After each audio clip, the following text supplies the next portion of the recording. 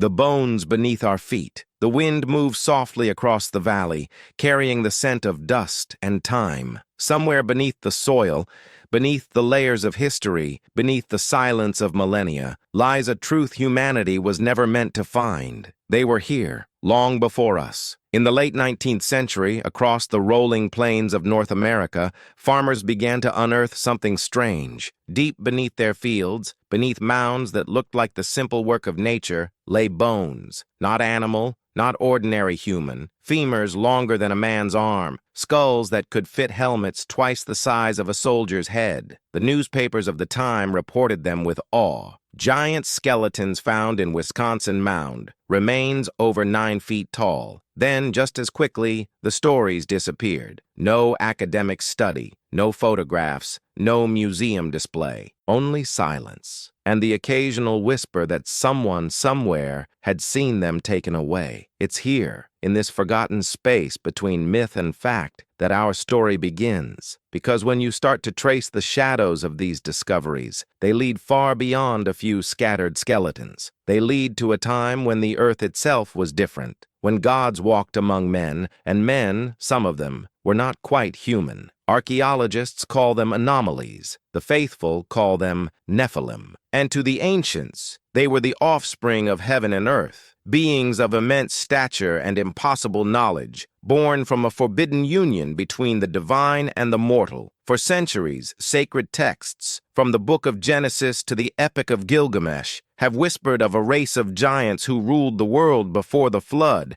beings so vast, so mighty, that the gods themselves had to wipe them out. But what if they were real? What if the bones beneath our feet are their remains? Fragments of a forgotten age deliberately buried by time, or by someone who wished them to be forgotten. In 1912, miners in Lovelock Cave, Nevada, made an astonishing discovery. Beneath layers of bat guano and rock dust, they found bones, massive bones, alongside sandals measuring 15 inches long and arrows larger than any used by indigenous tribes. The local Paiute people had long spoken of the Site-Ka, a race of red-haired giants who devoured men. Their ancestors had fought them in a terrible war, finally trapping the last of them inside a cave and setting it aflame. At first, archaeologists dismissed it as legend. But then came the skulls, elongated, heavy, and ancient.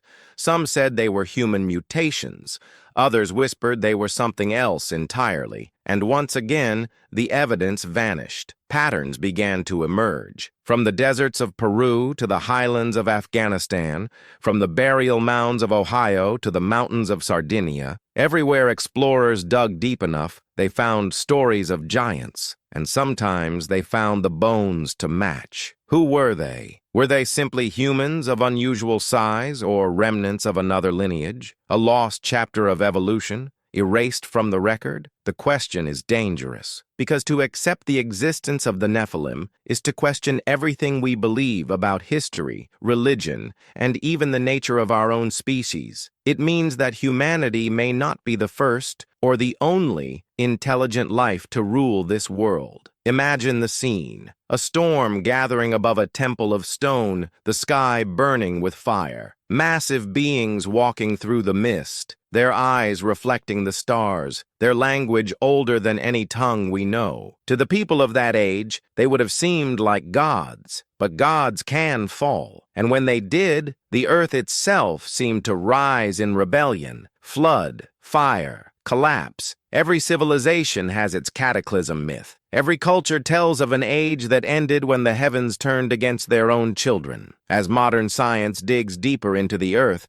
the past becomes increasingly difficult to ignore. In South America, at the site of Tiwanaku, engineers still cannot explain how stones weighing hundreds of tons were lifted and placed with precision that rivals modern machinery. In Lebanon, at the ancient site of Baalbek, 3 stones, each over 1,000 tons, form a platform said to predate the Romans by thousands of years. Who built them and why? Some say they were the work of the Nephilim, those who had the strength of 10 men and the knowledge of the gods. Yet if they truly walked this earth, where did they go? Did they perish in the flood? Did they ascend back to the stars? Or do their descendants walk among us still, hidden behind names of power masked by the centuries? The bones beneath our feet do not lie, but the stories around them, those have been carefully rewritten. Every empire writes its own version of history, and sometimes the oldest truths are the ones buried deepest. As night falls over the dig site, the camera would linger on a single massive femur, half buried in shadow, its surface reflecting the dying light. The narrator's voice lowers, almost a whisper. We dig for gold, for glory, for the past. But sometimes, what we find is not meant to be unearthed. The wind moves again, carrying dust across the bones. The earth closes itself once more,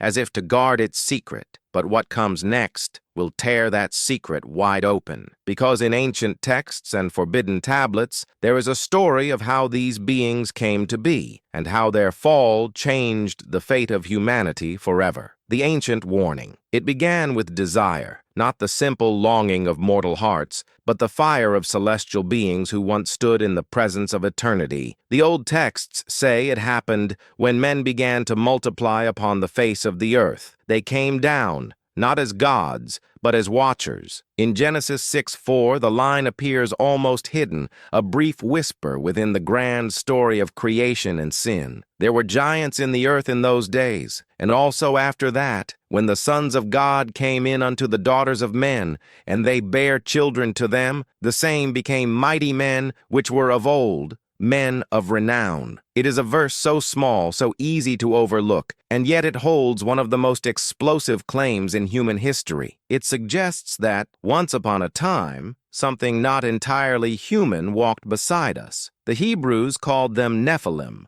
from the root word nephal, meaning to fall. They were the fallen ones, born of divine rebellion and earthly passion. But this story did not begin with the Bible. Its roots stretch back to the dawn of civilization, to the Sumerian plains, where gods known as the Anunnaki descended from the heavens to shape mankind from clay. These beings, described in cuneiform tablets thousands of years older than Genesis, were said to have come from the sky to the earth, bringing knowledge, kingship, and some say, bloodlines that would rule for ages. The parallels are undeniable. Different names, same story. Beings of light who took flesh and whose union with mortals birthed something forbidden. Giants, demigods, rulers of impossible strength and knowledge. But why was it forbidden? Why would the heavens send punishment for a union between gods and men? The Book of Enoch, long banned from most versions of the Bible, gives an answer that chills the soul. It tells of 200 watchers who descended upon Mount Hermon, led by their chief Semjaza. They swore an oath together, fearing to act alone.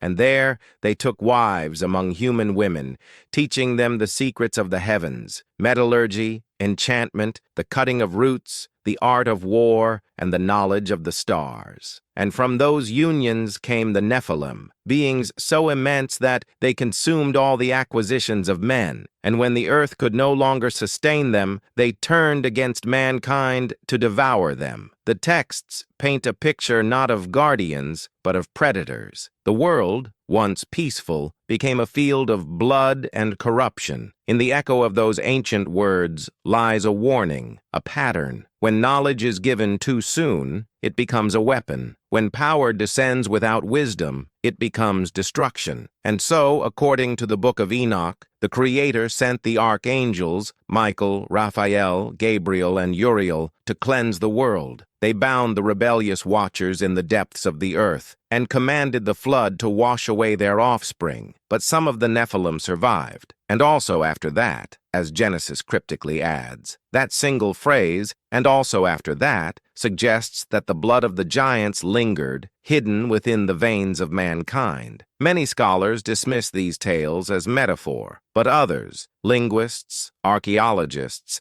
and even theologians, see more than myth. They see fragments of an ancient truth, a genetic memory of contact between two worlds. In Mesopotamian tablets, we find the same divine rebellion, the god Enki, who defied the higher powers to give humanity knowledge. In Greek myth, it becomes Prometheus, punished for bringing fire to mankind. Different languages, same story, a forbidden gift from the sky, and the price that followed. And what of Mount Hermon, where the Watchers first descended? It still stands today, its peaks shared by Lebanon, Syria, and Israel. The locals call it the Mountain of the Oath. Archaeologists have found ancient temples and shrines scattered across its slopes, some dating back to the Bronze Age. Military installations now cover its summit, as if the mountain still holds secrets no one wishes to uncover. Legends persist that the Watchers remain bound beneath it, their spirits whispering through the stones when the wind rises. Some say the fallen ones taught mankind not only technology, but dominion, the urge to rule, to build, to conquer. Perhaps that is their legacy, not just in flesh, but in the hunger that drives civilizations to rise and fall. Imagine the world before the flood, vast cities of stone,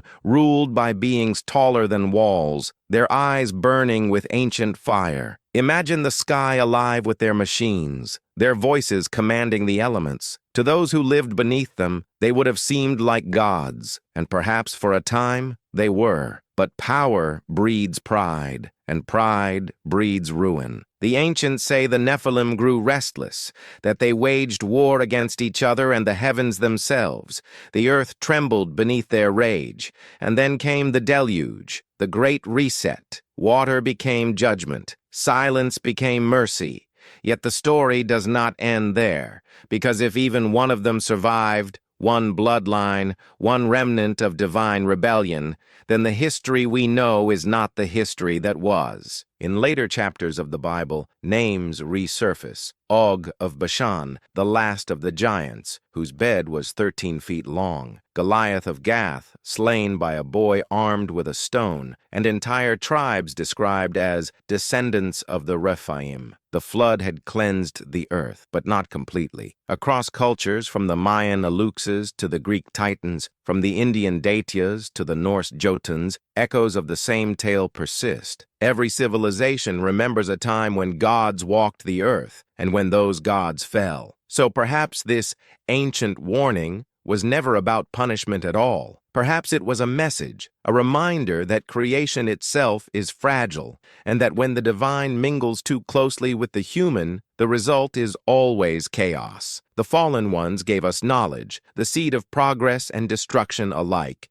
and maybe, just maybe, that knowledge still moves through our veins today. As the narrator's voice fades, the screen would show the peak of Mount Hermon under a storm-lit sky, lightning flashing across its ancient ridges. They came from the heavens and swore an oath upon the mountain, and the earth has never forgotten. The wind howls again, carrying whispers from a world before ours, and beneath that mountain, something stirs. Because what came next would reveal that the story of the Nephilim was not a myth, but the first chapter in a history that never truly ended. The Sumerian echo, long before Abraham walked the sands of Canaan, before Noah built his ark, before the word Nephilim was ever spoken, the same story was already carved in stone. In the ancient land of Sumer, where the Tigris and Euphrates once met in a cradle of light and clay, scribes pressed tiny wedges into wet tablets, leaving behind what may be humanity's first written memory. And within those tablets lies an echo, a voice that whispers of gods who came from the stars, shaped the earth, and created beings in their own image. They called them the Anunnaki, those who from heaven to earth came. At first glance, the tales seem mythological, divine beings ruling from celestial palaces, teaching humankind agriculture, law, writing, and kingship. But behind the poetry lies something startlingly physical. The tablets describe the Anunnaki as flesh and blood, beings who landed in ships of fire and walked among men. In the Sumerian king list, an astonishing detail emerges. It speaks of an age before the Great Flood, when 8 kings ruled the earth for a combined total of 240 and 200 years. Not mythic symbolism, precise numbers, records of reigns measured in tens of thousands of years. And when the flood came, it says, the kingship descended from heaven once more. 2 worlds intertwined, one fallen, one reborn. If the Nephilim were the children of the sons of God, then the Anunnaki were their forefathers, the celestial engineers who began the experiment. The Sumerians depicted them as towering beings with the faces of men but the power of gods. Some were shown wearing strange devices, wristbands, bags, and helmets with horn-like protrusions, objects that modern researchers struggle to explain. Were they symbolic or technological? The carvings show the Anunnaki manipulating a mysterious object, a pine cone-like device, in front of what appears to be the Tree of Life. Geneticists have noted an eerie resemblance between that imagery and the structure of DNA itself. Could it be that the Sumerians preserved a memory of genetic engineering, the mixing of divine and mortal essence, the very act described in Genesis as the creation of giants in the earth? Archaeologist Zecharia Sitchin, though controversial, dedicated decades to deciphering these cuneiform texts. His conclusion was radical. The Anunnaki were not mere gods, but visitors, advanced beings from beyond our world who came seeking gold to sustain their atmosphere, and in the process, created humankind as a labor force. In his interpretation, the first humans were hybrid creatures, born from the genetic material of the Anunnaki and the native hominids of Earth. Over time, their offspring grew stronger, smarter, and some, perhaps, too much like their creators. Sitchin's work has been both condemned and celebrated, yet even his fiercest critics admit something undeniable. The Sumerian record stands alone as the earliest coherent description of civilization, and it begins not with humanity rising, but with someone descending. In the Temple of Enki at Eridu, the oldest city on Earth, the texts describe a god who defied higher command to uplift humanity. Enki, the trickster, the savior, the serpent of knowledge. He is the one who gave humans language and understanding, much like the serpent in Eden gave Eve the fruit of wisdom. And just as in Genesis, this act of defiance brought punishment and exile. Here we see the same cosmic tension between the creator who wishes to enlighten mankind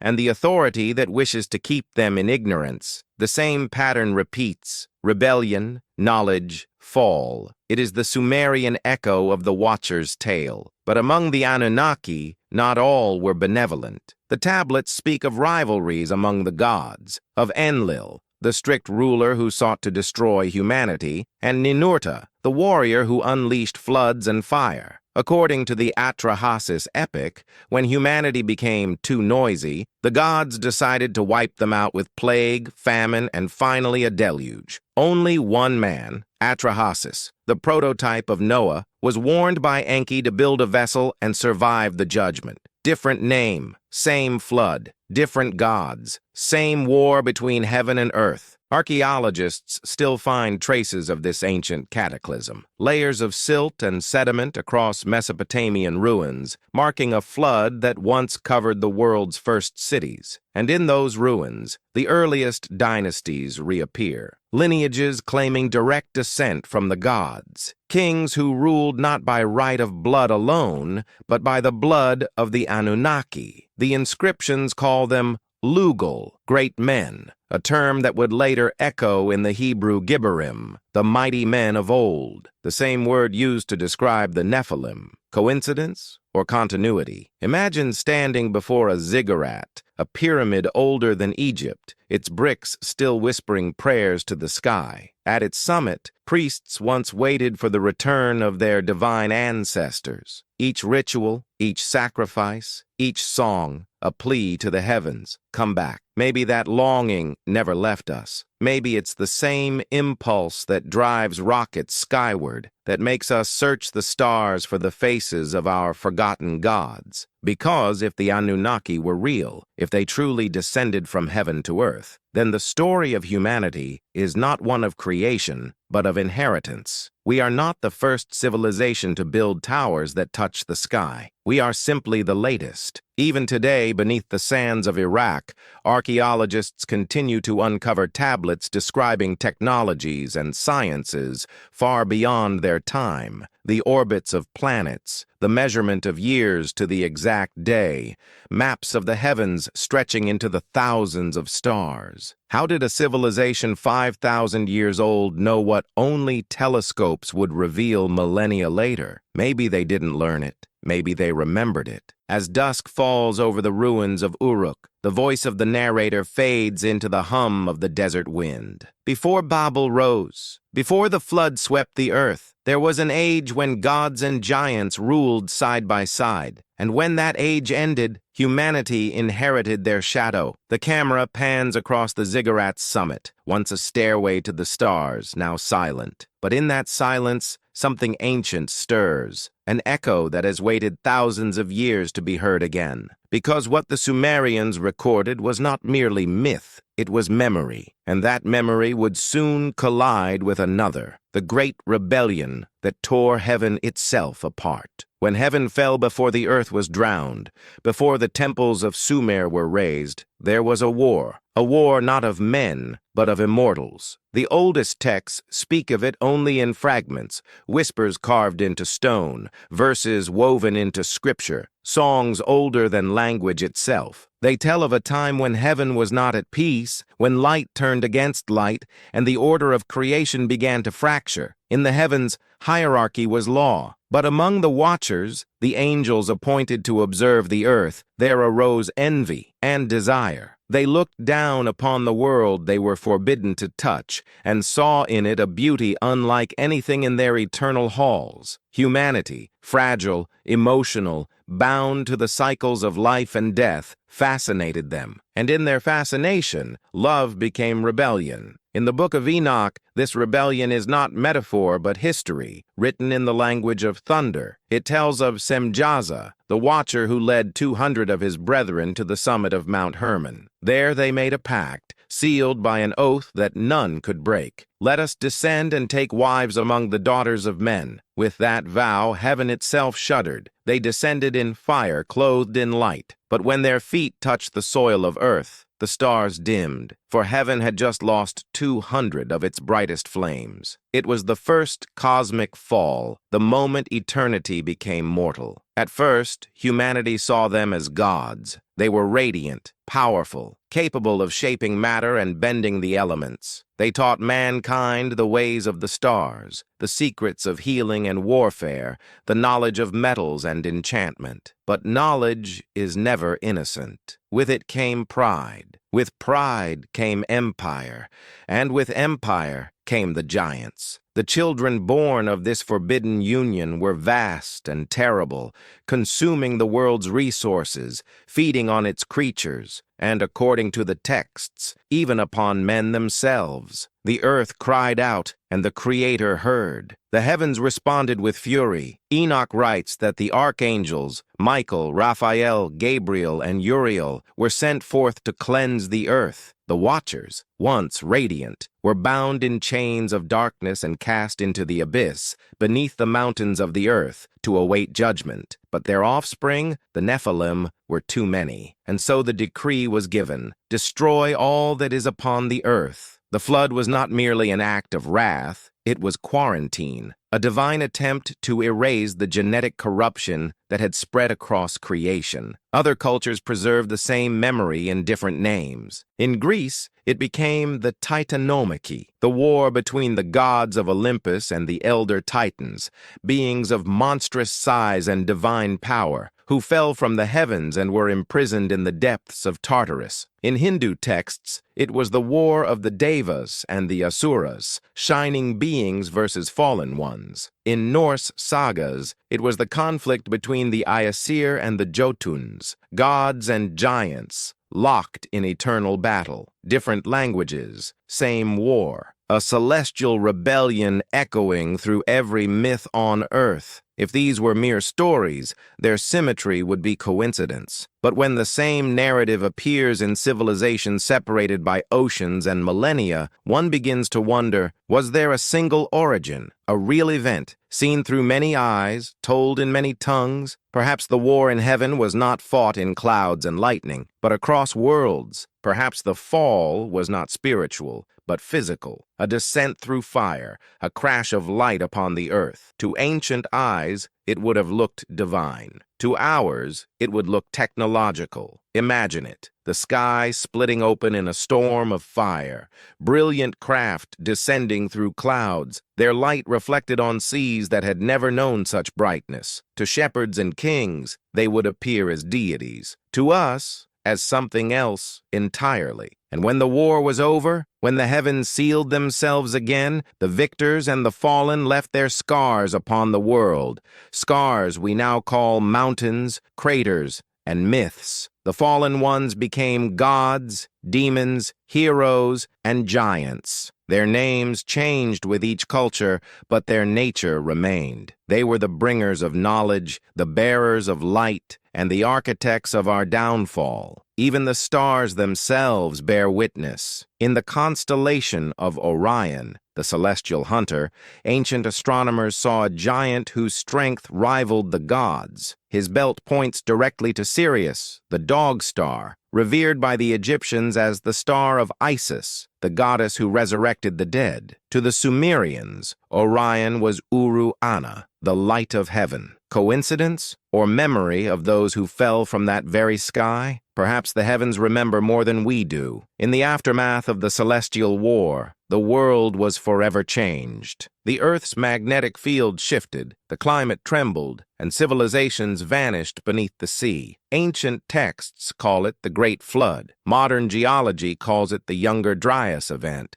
Both describe the same thing, a sudden global cataclysm, erasing a previous age. And yet the stories all agree. The blood of the fallen did not vanish completely. Some of it survived, hidden, diluted, waiting. When heaven fell, it was not the end of the story. It was the beginning of ours. Because from the ashes of the giants came humanity as we know it. Smaller, weaker, but bearing fragments of divine memory. Maybe that's why we dream of the stars. Maybe that's why we build towers that touch the sky. Somewhere deep within us, the echo of that rebellion still calls out. A whisper from the time when angels walked the earth. Once, we were gods. Now we are the sons and daughters of their fall. The screen fades to black. Thunder rumbling in the distance. Lightning illuminates the silhouette of a bound figure beneath the earth, wings broken, eyes glowing faintly through the darkness. And as the storm subsides, a new world begins to rise from the floodwaters, a world rebuilt from ruin. But in the ruins of that new age, something remains. The builders of cyclopean walls. When the waters receded, the world was not empty. The bones of giants had vanished into the mud, their cities drowned beneath the waves, but something endured. Stone. Every continent holds its own silent witness to that lost age. Ruins too vast, too precise, too ancient to fit within the timeline of human civilization. We call them megaliths. They are the bones of the earth itself, and perhaps the last monuments of the Nephilim. High in the Andes, at a place called Sacsayhuaman, massive walls rise in perfect geometric alignment, each stone cut to fit the next with such precision that not even a sheet of paper can slip between them. Some of these stones weigh over 300 tons, each one the size of a small house. How were they moved? The Incas, who found the site already ancient, claimed it was built by the gods before the flood. Their legends speak of Viracocha, a tall, bearded being of radiant skin who appeared from the sea after the great cataclysm and taught men how to rebuild the world. Viracocha was no ordinary god. He was said to have walked among mortals, a giant cloaked in white, whose tears became the oceans. Thousands of miles away, in Lebanon, lies Baalbek, a site that defies every known principle of ancient construction. At its core sits the Trilithon, 3 colossal stones, each weighing nearly 1,000 tons, resting perfectly aligned atop a foundation of still larger blocks buried beneath them. Even with modern cranes, moving such stones would be a feat of engineering genius. Yet the Romans, who later built their temple of Jupiter upon it, admitted that the foundation was already there, built by beings before men. Local legends say Baalbek was the landing platform of the giants, the place where the Nephilim ascended and descended from heaven. The very name Baal echoes an older deity, the storm god of the Canaanites, associated with the fallen watchers. Was Baalbek their fortress, their temple, or their last outpost before the flood consumed their empire? Travel west to the island of Malta. Beneath its hills lie the Hal Saflieni Hypogeum, an underground temple carved from limestone, resonating at frequencies that amplify the human voice. Archaeologists found over 7,000 skeletons buried within, many with elongated skulls. The locals once called them Ilganti, the giants. The architecture defies explanation. Circular chambers spiral downward into the earth like an inverted ziggurat, lined with red ochre and designed to generate acoustic resonance. Some researchers believe these spaces were used not for burial, but for communication, perhaps with the beings who had descended from the stars. And then, in the high deserts of Peru, stands Ollantaytambo, another fortress built from interlocking polygonal stones, carved with a precision that seems mechanical. Local Quechua traditions tell of Viracocha's giants, who shaped these stones with sound, using vibrations to lift and mold them as if the rock were clay. Sound technology, a lost science of resonance, or something far older, knowledge inherited from the builders of a pre-flood world? Each of these sites shares something more than scale. They share a geometry that suggests a single blueprint, a design too global to be coincidence. Their angles align with the stars, Orion, Sirius, and the Pleiades, the same constellations associated with the celestial watchers. Why would cultures separated by oceans and millennia all mirror the same sky, unless they were remembering the same teachers? The Polynesians tell of the Moai of Easter Island, colossal statues carved by long-eared men who came from the sky.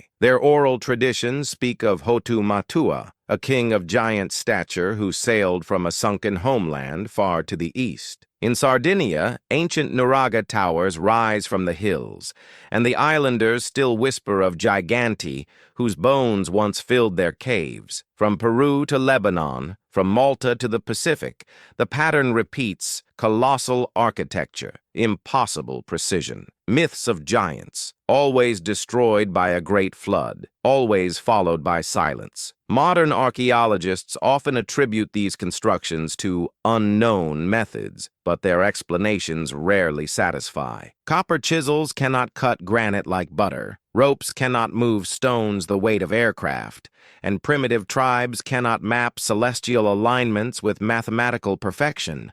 So who did? Were these cities built by the surviving Nephilim, the hybrid offspring who escaped the flood and sought to preserve their power in stone? Or were they memorials, monuments built by humanity to honor the memory of their fallen gods? Maybe both. Maybe the Nephilim knew their time was ending and carved their knowledge into rock, a message to the next cycle of civilization. We were here. Remember us. At Baalbek, the camera would pan slowly over the massive foundation stones, each block radiating age and authority. The narrator's voice lowers. Every empire leaves its monuments, but these are not monuments of empire. They are remnants of an age erased. The wind moans between the cracks of the ancient stones, a low sound like a heartbeat. And for a moment, it's as if the earth itself remembers their builders. As night falls over Sacsayhuaman, the stones catch the last orange light of the setting sun. each block glowing like molten bronze. They say giants once walked here, the narrator whispers. Perhaps they still do, not in flesh, but in the memory of stone. The screen fades to black, and from that darkness, a new image emerges. The skull of a giant, buried beneath red earth, its hair a strange hue of copper and fire. Because in the ruins of the post-flood world, whispers of the giants did not die. They simply changed form. The red-haired kings. They should not exist, and yet they do. Across the deserts of the Americas and the forgotten tombs of the Old World, explorers have uncovered something that should not be there. Mummified remains of giants with flowing red hair, their faces preserved as if the desert itself refused to let them vanish. Who were these beings? Descendants of the Nephilim, or the last remnants of a civilization that time itself conspired to erase? The story begins in Nevada, 1911. Two guano miners working in the desolate Lovelock Cave stumbled upon something buried beneath layers of ash and debris. Bones. Massive bones. When archaeologists from the University of California arrived, they unearthed an astonishing scene. Human remains between 7 and 9 feet tall, surrounded by artifacts, tools, and sandals over 15 inches long. But it wasn't just their size that stunned the investigators. It was the hair, a deep, unmistakable red. The local Paiute tribe had a name for these beings, Sitaka,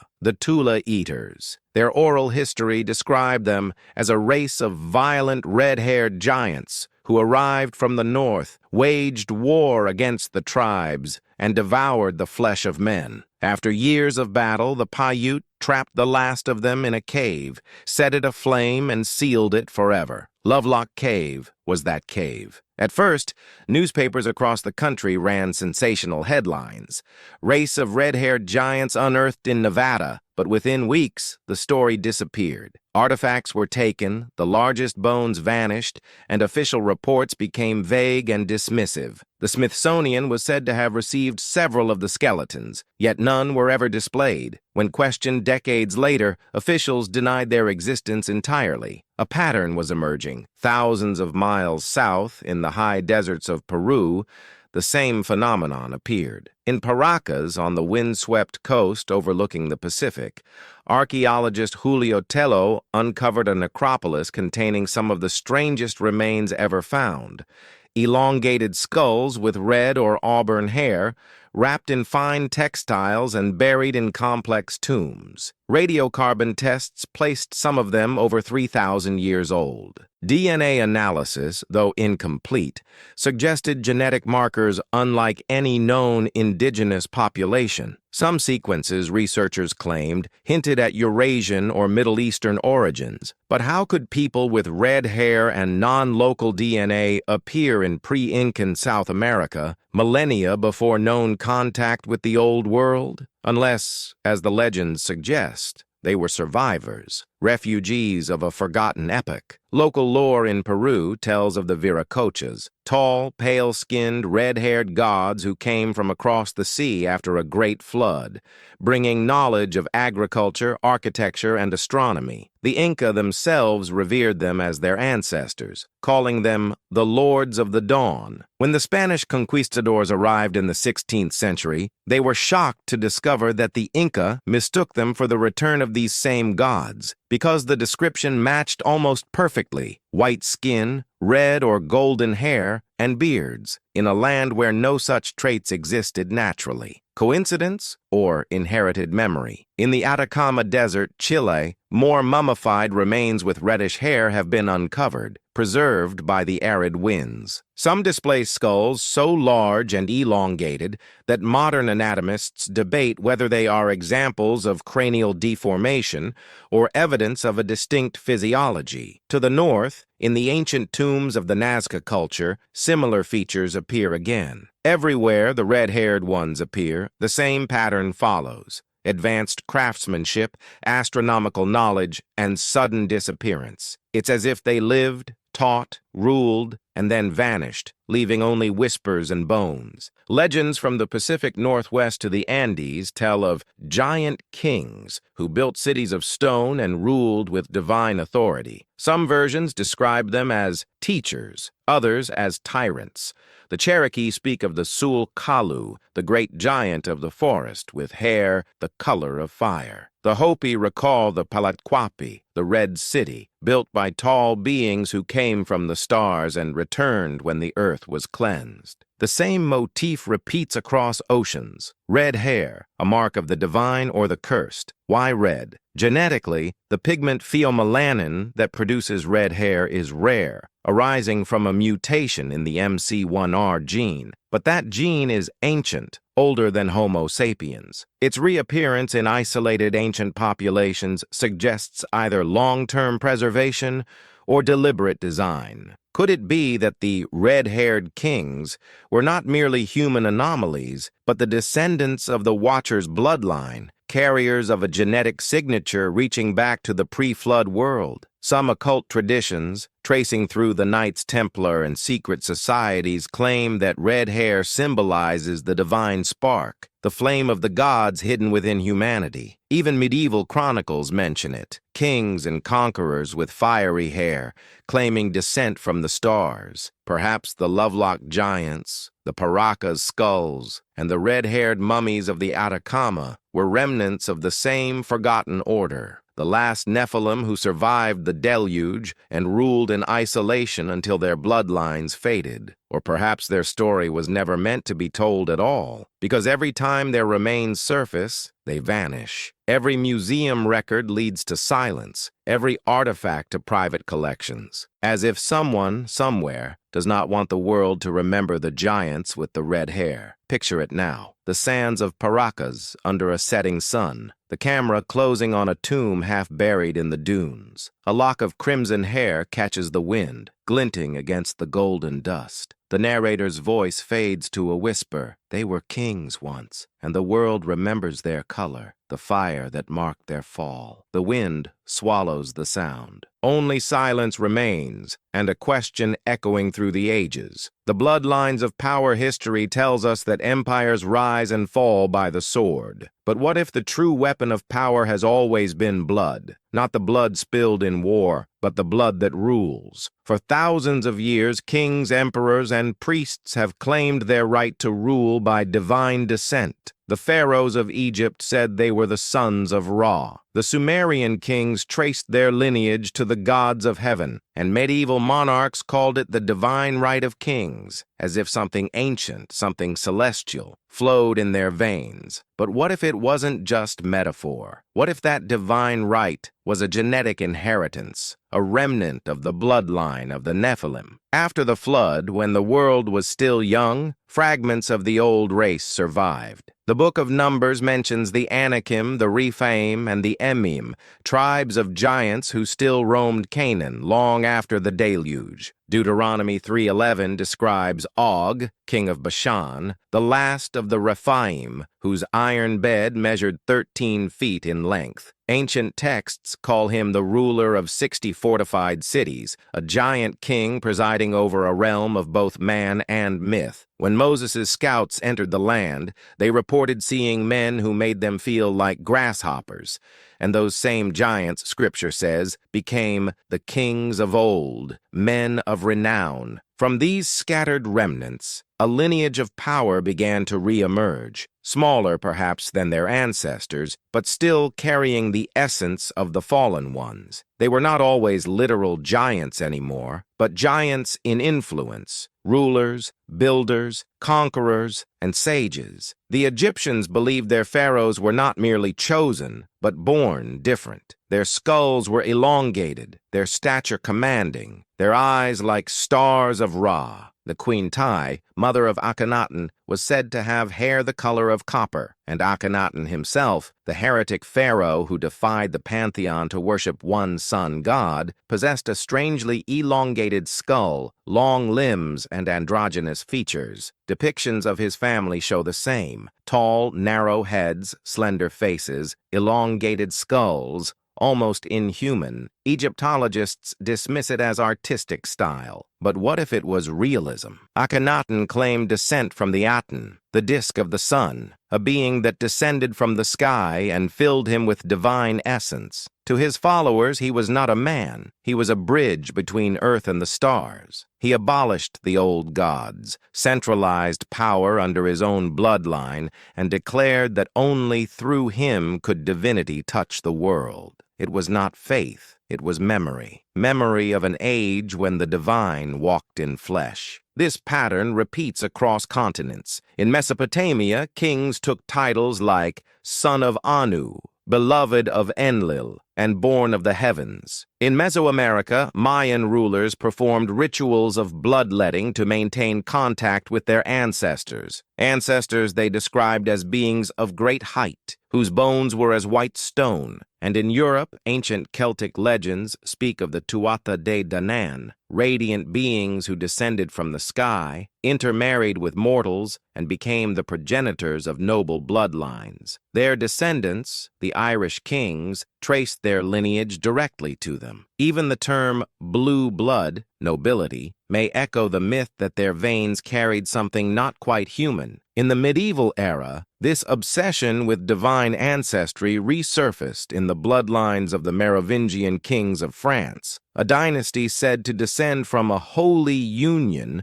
between a mortal queen and a mysterious being from the sea, often depicted as a serpent or shining figure. That legend, like so many others, mirrors the story of the Watchers, a forbidden union, a hybrid bloodline, a throne inherited not by conquest, but by genetic inheritance. The Merovingian symbol was the fleur-de-lis, a stylized lily, sacred in Sumer, Egypt, and later Christianity. To initiates, it represented purity of blood, the seed of the gods hidden in humanity. Secret orders, from the Templars to later European societies, guarded that secret. They called it sang real, the royal blood. Over centuries, the term became sang grail, the holy grail. Perhaps the grail was never a cup. Perhaps it was a bloodline. In the East, the same pattern emerges. The Japanese emperors claimed descent from Amaterasu, the sun goddess. The Chinese emperors from the sons of heaven. Even in the Americas, Incan and Aztec rulers traced their lineage to shining gods who came from the sky, tall beings with eyes like fire. Every culture crowned its rulers not by virtue, but by origin. They ruled because their ancestors were divine, because their blood remembered. If the Nephilim were the offspring of gods and humans, and if even a fragment of that line survived the flood, then over millennia, that essence could have dispersed, hidden, but never gone. The elites of every age may have sought to preserve it through selective marriage, through sacred oaths, through isolation of bloodlines. Modern genetics reveals curious anomalies among ancient noble families, rare recessive traits, elongated skulls, unusual height, specific blood types such as Rh negative, a mystery of biology that appears in less than 15% of humans, yet disproportionately among certain royal and aristocratic lines. Science calls it coincidence. Myth calls it inheritance. Imagine a thread stretching back thousands of years, from Og of Bashan to Akhenaten,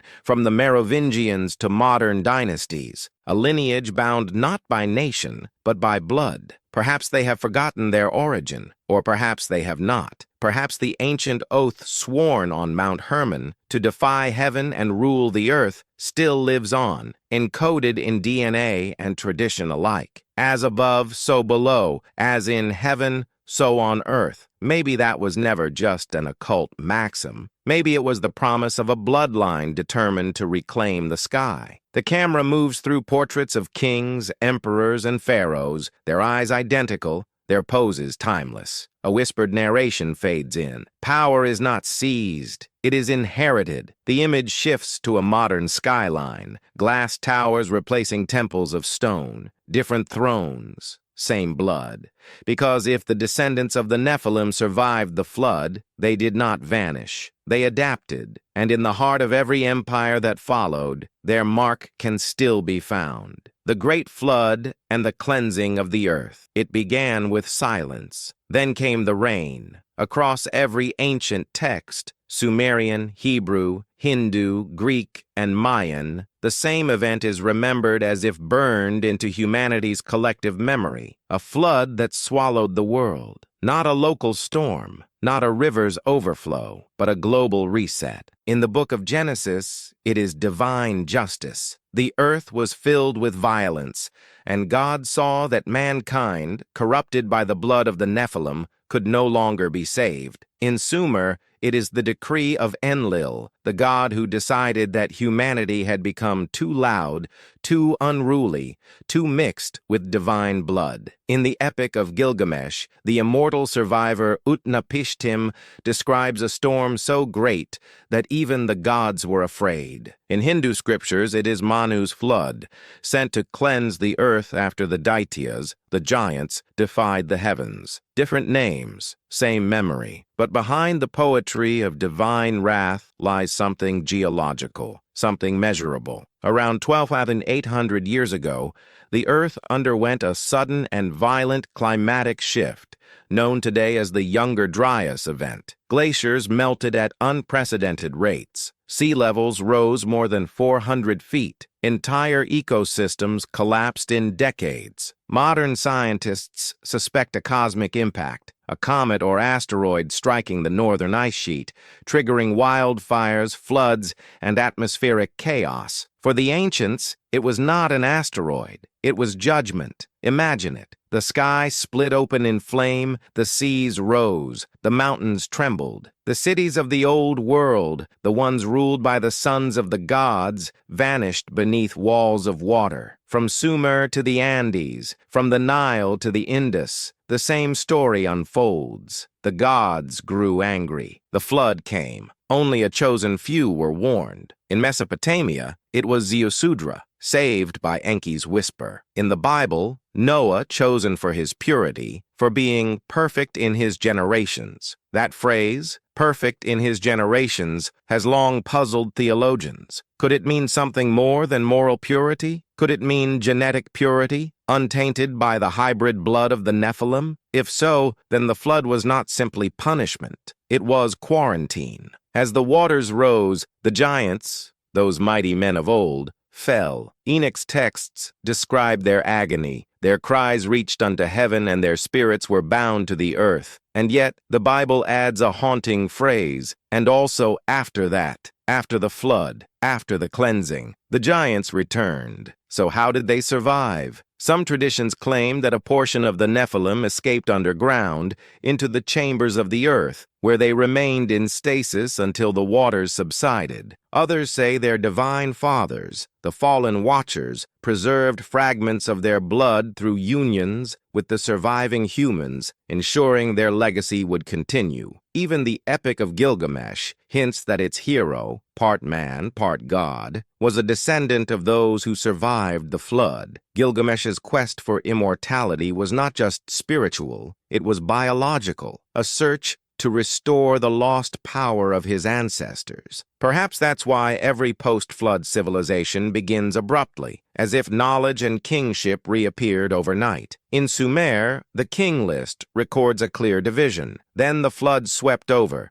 After the flood had swept over, kingship descended from heaven once more. Not rebuilt, descended. The survivors brought it back, and wherever they went, they built in stone, massive walls, temples, and pyramids, not as homes, but as anchors of memory, markers for future ages to find. The flood stories always end the same way: a rainbow, a covenant, a promise that it would never happen again. But the earth does not forget. Sedimentary layers across continents reveal that this flood was not a single event, but a series of surges, waves upon waves of destruction over centuries. Entire species vanished, islands sank, and with them, perhaps, the last true remnants of the pre-flood world, the lost continents of myth, Lemuria, Mu, Atlantis. Even Plato, writing millennia later, described Atlantis as a vast island empire that perished in a single day and night of misfortune. Its people, he said, were half divine, half mortal. They grew arrogant, sought to rule heaven and earth alike, and were destroyed by a flood sent from the gods. Sound familiar? It should. Atlantis may not have been a place. It may have been a memory of the Nephilim's world, washed away but never forgotten. As the waters withdrew, survivors emerged onto a reshaped planet. The climate was colder, the stars had shifted, and the continents were forever changed. Small groups of survivors, human and hybrid alike, began to rebuild, spreading across the world with fragments of lost knowledge. They became the culture bearers, the builders, the first kings and priests of the post-flood world. The flood had destroyed their empires, but not their ambition. The narrator's voice would slow here, over visuals of rising water swallowing stone cities, ziggurats vanishing beneath the waves, and finally, the ark, drifting under a bruised sky. It was mercy, and it was justice, but it was not the end. For in the shadows of the new world, something of the old world remained, not in cities of stone, but in the veins of men. The earth had been cleansed, but the blood of the giants endured. The hidden books of Enoch. Before the flood came, before the thunder broke the sky, there was a man who vanished. His name was Enoch. Scripture says little, and Enoch walked with God, and he was not, for God took him. But behind that brief verse lies an entire world of mystery, one the ancient church later chose to forget. For Enoch did not die. He was taken into the heavens to witness the corruption of creation and record the judgment that was coming. His writings became the Book of Enoch, a work once revered among early Christians, quoted even by the apostles themselves, and later banned, sealed, and forgotten. Why? Because within its pages lay the forbidden history of the Nephilim and the truth about the Watchers. The Book of Enoch opens not with myth, but with testimony. Enoch speaks as a scribe, describing the voices of angels, the trembling of the earth, and the fall of those who descended upon Mount Hermon. He names them not as vague spirits, but as real entities, 200 in number, led by Semjaza, Azazel, and others whose names echo across later traditions as demons, gods, or heroes. They swore an oath, he says, to take human wives and reveal the secrets of heaven. Azazel taught men to forge weapons of war and women to adorn themselves with metals and dyes, and there arose much iniquity. The Watchers corrupted the earth not with violence alone, but with knowledge. Enoch's words read like the report of a witness watching civilization collapse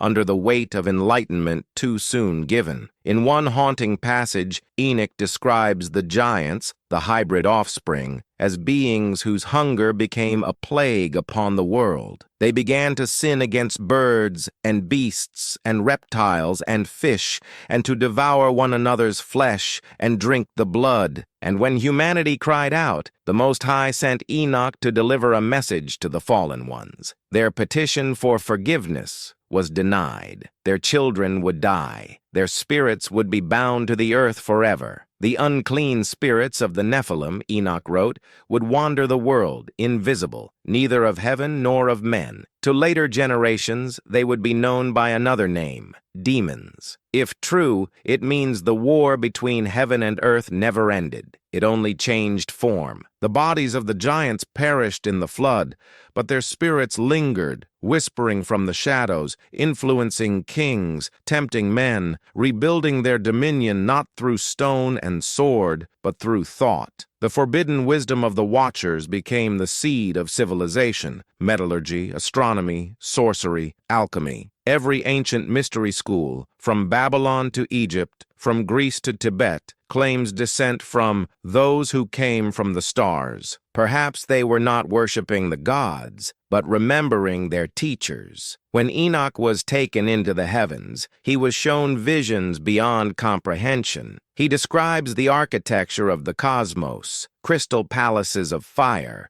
wheels within wheels, rivers of flame flowing around the throne of the Most High. He speaks of stars as living beings, of gates between realms, of watchers assigned to every corner of creation. One passage describes a mountain of metal glowing in the sky. Another, a chamber beneath the earth where 7 fallen stars burn in eternal chains. To the ancients, this was revelation. To modern eyes, it sounds like technology. Was Enoch seeing visions of divine realms or machinery from another world? Were the chariots of fire he described symbolic or literal? The deeper one reads, the clearer it becomes that Enoch's writings were not mythic poetry, but encoded memory. They describe a system of knowledge, astronomy, cycles of the earth, even the measurement of time. The Book of the Luminaries, a section within Enoch, explains the movement of the sun, moon, and stars with mathematical precision, knowledge no shepherd of the Bronze Age should have possessed. So where did he learn it? From those who fell or from those who opposed them?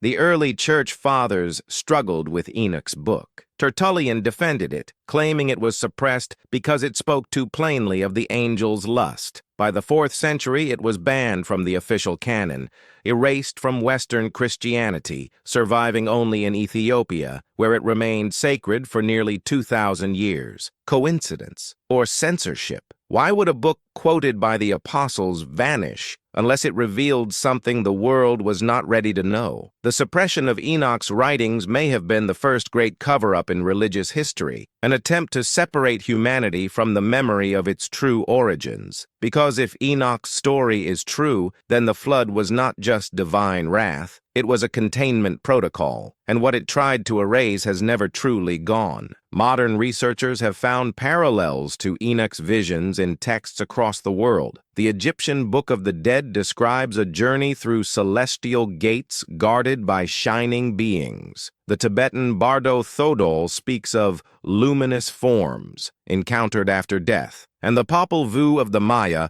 recounts how the gods punished men for becoming too wise. All fragments of a single lost revelation, the same warning: knowledge without wisdom leads to ruin. In Enoch's final vision, he is shown the future of humanity, an age of iron and smoke when the children of men will rebuild the towers of heaven and open the gates of the stars once more. It sounds like prophecy. It sounds like now. Perhaps Enoch saw our age, the age when technology mimics divine creation, when we rewrite DNA, build machines that think, and reach again toward the heavens. Are we repeating the cycle, becoming the new watchers, the new Nephilim? As the narration fades, the camera would pan over the night sky, constellations glowing like eyes. A single voice whispers, as if from the stars themselves, "The watchers are watching still." A flash of light. The sky dissolves into parchment, ancient letters burning across it, Enoch's words, lost and rediscovered. Because his book was never just history, it was a warning, a record written for us, for the generation that would once again seek to unlock the gates of heaven. Giants of the Americas. They called it the New World. But what explorers found here was older than anything they had ever seen. When the first settlers dug into the fertile soil of North America,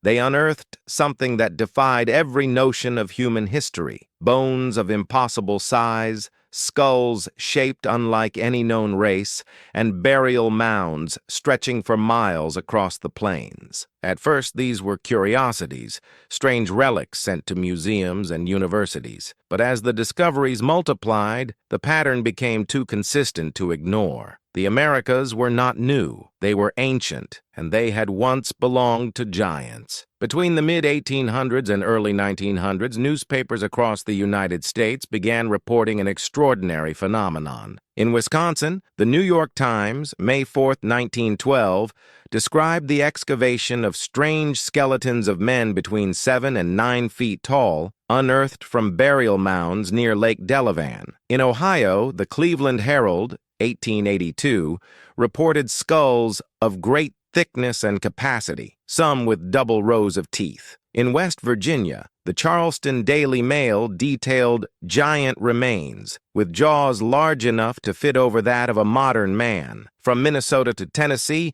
hundreds of similar accounts filled the pages of local and national papers, then vanished from public record. Each story told the same tale: large skeletons, advanced burial chambers, copper weapons, and strange symbols carved into stone. And each time, the remains were quietly collected for study and never seen again. The pattern was unmistakable. Native American legends had long spoken of these beings. The Cherokee called them the Ani-Kutani, a race of giant red-haired people who built the ancient mounds before being destroyed for their arrogance. The Sioux remembered the Chanklishka, men who were so tall that their heads touched the sky. And the Lenape told of the Allegheny, a race of giants who ruled the Mississippi Valley until driven out by smaller tribes. When settlers uncovered the mounds, they believed they had found the remains of these mythical races. Archaeologists named them simply the mound builders, but the tribes themselves said otherwise. Those mounds, they claimed,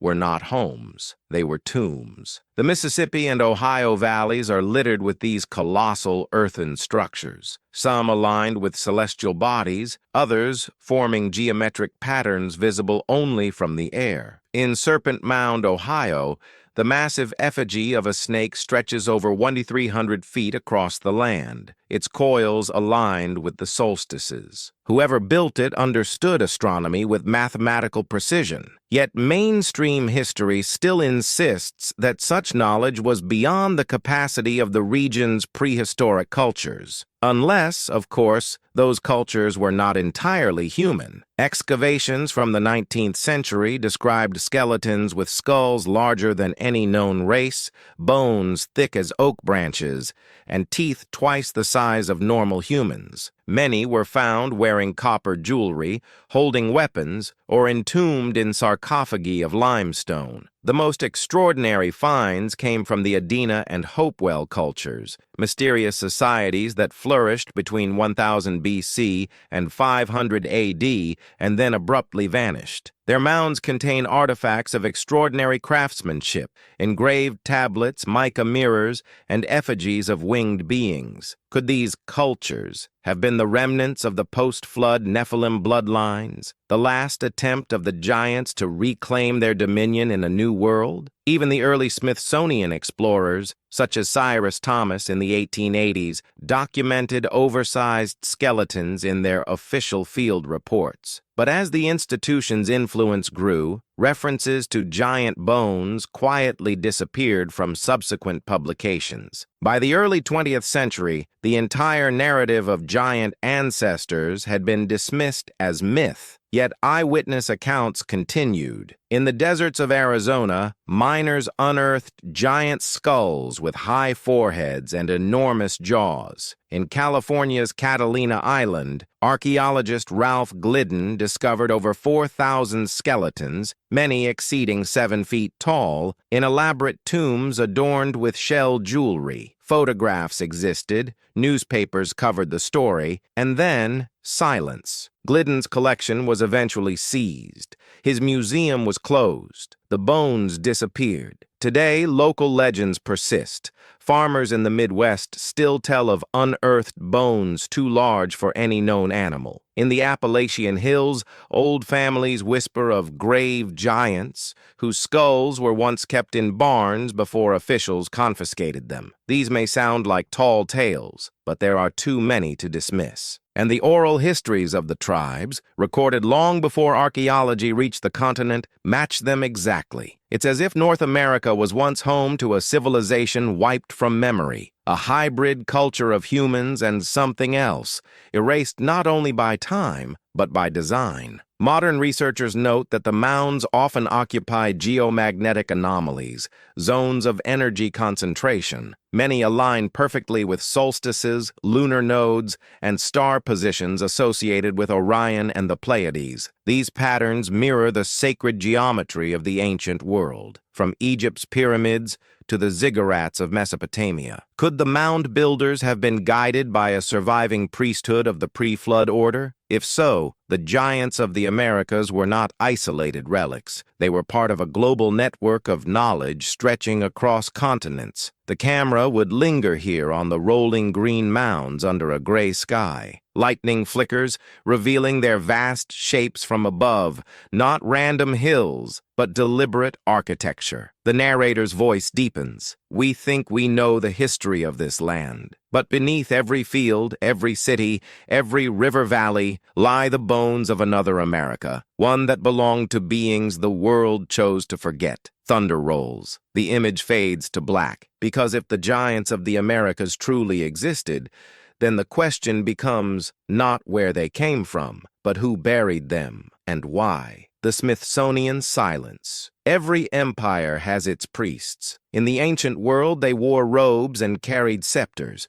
In the modern world, they wear lab coats and carry data. Both serve the same purpose, to guard the story of who we are and to decide which stories we are allowed to tell. By the late 19th century, the discovery of giant skeletons across America had become more than local folklore. It was national news. Newspapers from New York to San Francisco carried front-page stories of colossal remains uncovered in burial mounds and river valleys. Skeletons 8, 9, even 12 feet tall, artifacts of copper and stone lying beside them, and strange inscriptions hinting at languages unknown. Yet within decades, the evidence vanished, systematically, quietly, without explanation. At the center of this disappearance stood one name, the Smithsonian Institution. Founded in 1846, the Smithsonian was established in part to study the origins of the American peoples. Its early archaeologists, led by Cyrus Thomas, were tasked with investigating the mound builder question, the mystery of who constructed the thousands of earthen monuments scattered across the continent. When their research began, Thomas himself admitted the possibility of an unknown advanced race. But by the time his official report was published in 1894, the tone had changed. The conclusion was absolute. The mounds were built by the ancestors of the Native American tribes. No evidence of a prior race exists. It was a statement that ended the debate. And overnight, the giants disappeared from science. But there was a problem. Field reports from the Smithsonian's own excavations directly contradicted the official narrative. In the archives of the Bureau of Ethnology, early documents mention skeletons of extraordinary size discovered in West Virginia, Ohio, and Tennessee. One report from the late 1800s describes a burial chamber containing a skeleton measuring over 8 feet, with copper bracelets and mica ornaments. Another notes, skulls of unusual proportions with the capacity of twice that of an average adult. These descriptions, written by Smithsonian agents, were quietly omitted from later publications. The bones themselves? No record, no photographs, no samples.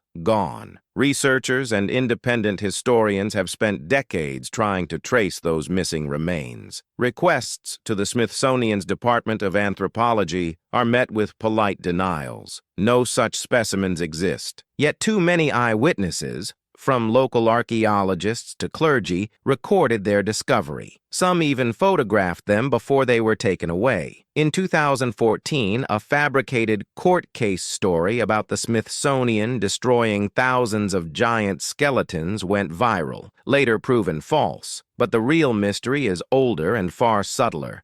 Not a single one of the hundreds of documented giant skeletons from the 1800s survives in any public collection today. Not one. If this were coincidence, it would be history's most remarkable one. But many believe it was something more, a deliberate erasure, not out of malice, but out of necessity. Because to acknowledge the giants would be to rewrite the foundation of human history. It would force us to admit that another species, another lineage, perhaps superior to our own, once walked this earth, and that the myths of the Bible, the Sumerians, and the world's oldest civilizations were not myths at all. For an institution built to preserve the official story, such a revelation would be catastrophic. Yet, traces of the truth remain. In dusty archives, field maps reveal burial sites that no longer exist, erased by construction or natural erosion. In forgotten museums, mislabeled bones rest in drawers marked anomalous remains, and in the testimonies of old men who once worked on archaeological digs, there are whispers of sealed crates taken by train to Washington, D.C., never to be seen again. A few even claim those crates were marked only with 3 letters, S.I., Smithsonian Institution. Could it be that beneath the marble halls of the world's largest museum complex lie vaults that tell a different story of human origins, one that would shatter the narrative of evolution as we know it? Or are these merely legends born of conspiracy and frustration, a myth built atop another myth, perhaps both? Because even if no vault exists, the silence itself is the evidence. Every time the topic arises, it is dismissed with laughter, buried beneath ridicule, the same tool used by every age to guard its forbidden truths. And in that laughter, the giants die a second death. Imagine a scene. A corridor deep beneath the National Museum of Natural History, rows of crates stacked in darkness, their labels faded, their contents unrecorded. A single light flickers. Dust motes drift through the air. The narrator's voice softens. History is not what happened. It is what we are allowed to remember. For centuries, priests of the old world censored knowledge to maintain faith. Today, institutions do the same, to maintain science. Different dogma, same fear. Because if the story of the giants were true, then humanity would no longer be the measure of itself. We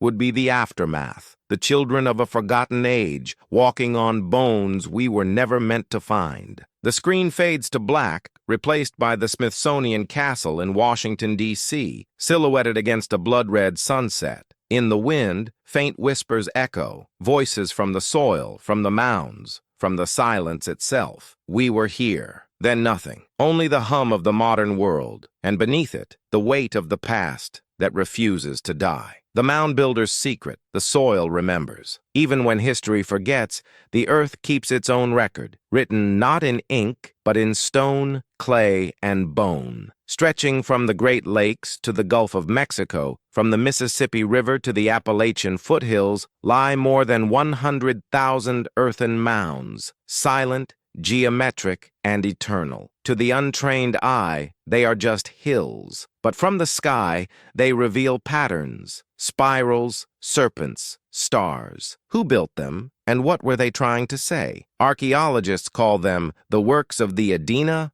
Hopewell, and Mississippian cultures, names given to peoples we barely understand. But when the first European explorers arrived, the native tribes told them something extraordinary. The mounds, they said, were not theirs. They were relics from an age long before memory, built by beings of immense size and strength who could lift stones like feathers and reach the heavens with their arms. The Cherokee called them Nunahi, the immortals. The Choctaw remembered Naholo, a pale, red-haired race who came from the east and ruled until the flood. And the Dakota spoke of Wazia, the giant of the north wind, whose children built the mounds as their tombs. Every story points to the same truth. The mounds were memorials, not for men, but for giants. Take the Serpent Mound in southern Ohio, a vast effigy stretching 1,348 feet across the landscape, perfectly aligned to the summer solstice sunset and lunar cycles. From the air, the serpent's coiled body seems alive, its open mouth consuming an egg, the eternal symbol of rebirth. Modern science dates it to over 3,000 years ago, but its astronomical precision suggests knowledge far older, the kind once held by civilizations like Sumer and Egypt. Could it be that the builders were not the first Americans, but the last survivors of a lost global priesthood, one that encoded its wisdom into earthworks instead of stone? Beneath the Serpent Mound and others like it, early excavators found burial chambers lined with limestone slabs. Inside were skeletons, enormous skeletons, laid to rest with copper tools,